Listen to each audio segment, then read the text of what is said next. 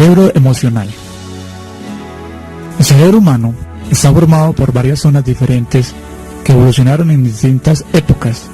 Cuando en el cerebro de nuestros antepasados crecía una nueva zona, generalmente la naturaleza no desechaba las antiguas, en vez de ello las retenía, formándose la sección más reciente encima de ellas. Esas primitivas partes del cerebro humano siguen operando en concordancia con un instintivo conjunto de programas que proceden tanto de los mamíferos que habitaban en el suelo del bosque, como más atrás aún en el tiempo, de los toscos reptiles que dieron origen a los mamíferos. La parte más primitiva de nuestro cerebro, el llamado cerebro reptil, se encarga de los instintos básicos de la supervivencia, el deseo sexual, la búsqueda de comida y las respuestas agresivas tipo pelea o huye.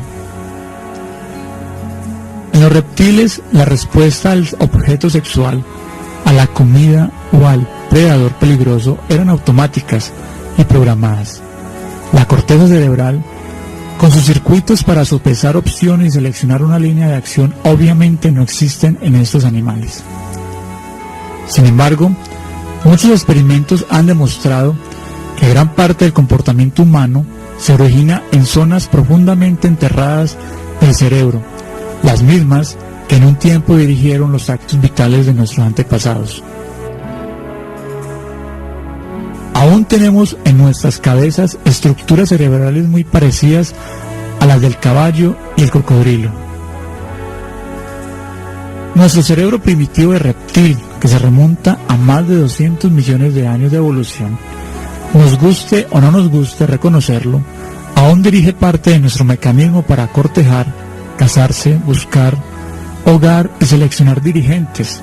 Es responsable de muchos de nuestros ritos y costumbres, y es mejor que no derramemos lágrimas de cocodrilo por esto.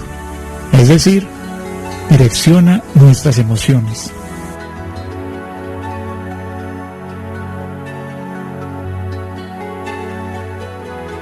El sistema límbico o cerebro emocional, también llamado cerebro medio, es la porción del cerebro situada inmediatamente debajo de la corteza cerebral y que comprende centros importantes como el tálamo, hipotálamo, el hipocampo, la amígdala cerebral. No debemos confundirla con la de la garganta. Estos centros ya funcionan en los mamíferos, siendo el asiento de movimientos emocionales como el temor o la agresión. En el ser humano, esos son los centros de la afectividad. Es aquí donde se procesan las distintas emociones y en el hombre experimenta penas, angustia y alegrías intensas. El papel de la amígdala como centro de procesamiento de las emociones es hoy incuestionable. Pacientes con la amígdala lesionada ya no son capaces de reconocer la expresión de un rostro o si una persona está contenta o triste. Los monos a las que fue extirpada la amígdala manifestaron un comportamiento social en extremo alterado. Perdieron la sensibilidad para las complejas reglas de comportamiento social en su manada. El comportamiento maternal y las reacciones afectivas frente a los otros animales se vieron claramente perjudicadas.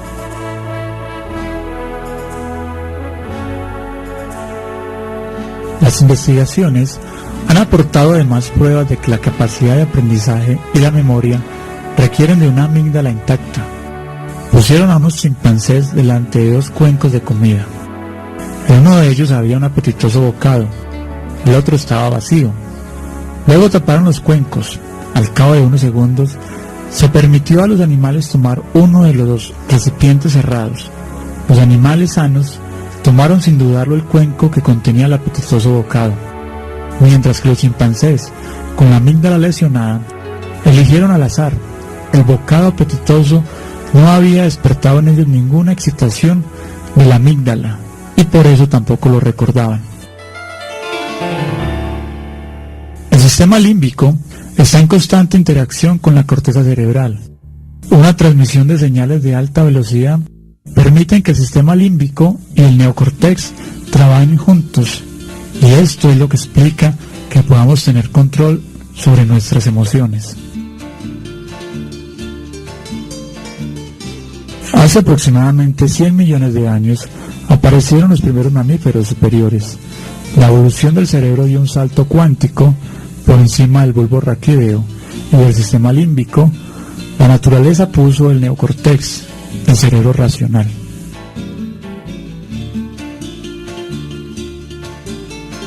A los instintos, impulsos y emociones se añadió de esta forma la capacidad de pensar de forma abstracta y más allá de la inmediatez del momento presente, de comprender las relaciones globales existentes y de desarrollar un yo consciente en una compleja vida emocional. Hoy en día la corteza cerebral, la nueva y más importante zona del cerebro humano, recubre y engloba las más viejas y primitivas. Esas regiones no han sido eliminadas, sino que permanecen debajo, sin ostentar ya el control indisputado del cuerpo, pero aún activas.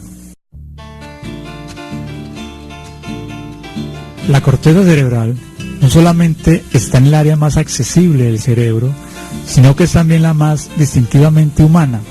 La mayor parte de nuestro pensar o planificar, y del lenguaje, imaginación, creatividad y capacidad de abstracción proviene de esta región cerebral. Así pues, el neocortex nos capacita no solo para solucionar ecuaciones de álgebra, para aprender una lengua extranjera, para estudiar la teoría de la relatividad o desarrollar la bomba atómica. Proporciona también a nuestra vida emocional una nueva dimensión. Amor y venganza, altruismo e intrigas, arte y moral, sensibilidad y entusiasmo, van mucho más allá de los rudos modelos de percepción y de comportamiento espontáneo del sistema límbico. Por otro lado, esto se puso de manifiesto en experimentos con pacientes que tienen el cerebro dañado. Esas sensaciones quedarían anuladas sin la participación del cerebro emocional. Por sí mismo, el neocortex solo sería un buen ordenador de alto rendimiento.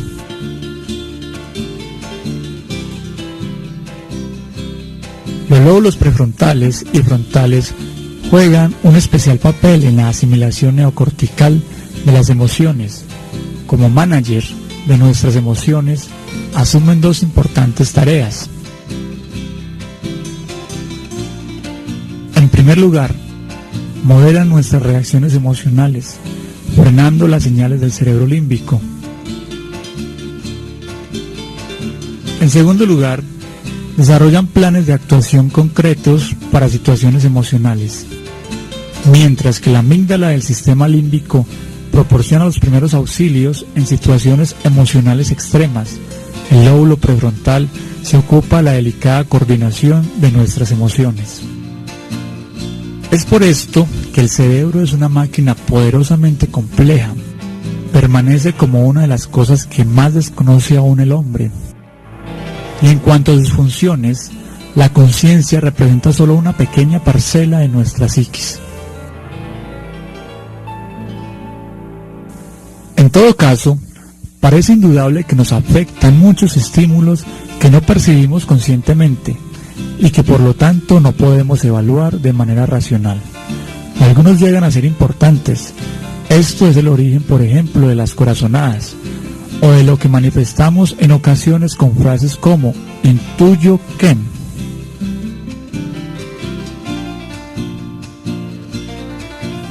El número de neuronas que contiene nuestro cerebro solo en la corteza puede calcularse en 10.000 millones y el número de conexiones entre ellas supera toda imaginación. Dos personas distintas habitan en nuestro cerebro, unidas como mellizos siameses a lo largo de la línea media. Una de ellas es verbal, analítica, dominante. La otra es artística, pero muda, casi misteriosa en su totalidad. Estos son los hemisferios izquierdo y derecho de nuestro cerebro, constituido por dos mitades unidas por una compleja red de fibras nerviosas que forman un grueso cable llamado cuerpo calloso. La conexión del sistema nervioso determina que el hemisferio izquierdo controla la parte derecha del cuerpo y el hemisferio derecho controla el lado izquierdo. El comportamiento de los dos medios cerebros en la gente normal está rodeado de mucho misterio. Nadie sabe si estas dos mitades gemelas también se ignoran entre sí, se inhiben una a otra, cooperan, compiten o se turnan para los controles del cuerpo. Casi todos nosotros, sin advertirlo, en diferentes circunstancias tendemos a utilizar solo el hemisferio cerebral derecho. Analicemos esos ejemplos. Sin darse cuenta, usted ha cambiado de lugar un objeto. Aunque piense en la secuencia de todo lo que hizo antes, no recuerda en dónde lo puso. Esa noche, mientras divagaba sentado en la sala de su casa, se le ilumina la memoria. Había dejado el objeto en la mesa del taller. ¿De dónde provino ese destello de intuición? De su hemisferio cerebral derecho, con datos que le proporcionó el izquierdo. Durante un largo viaje en auto, se da usted cuenta de que el tiempo y la distancia han transcurrido sin notarlo. Tenía la mente a millones de kilómetros de allí. Comenta con un amigo. En realidad, solo se había desviado unos centímetros del lado izquierdo del cerebro hacia el derecho, que entonces lo distrajo a usted durante el viaje con una serie animada de imágenes e intuiciones. Comprendiendo lo que nos sucede al interior de nuestro cerebro, podemos dar el gran salto de entender qué es la inteligencia emocional y cómo podemos hacer que se desarrolle para poderla aplicar a nuestras vidas, tanto personal como profesional.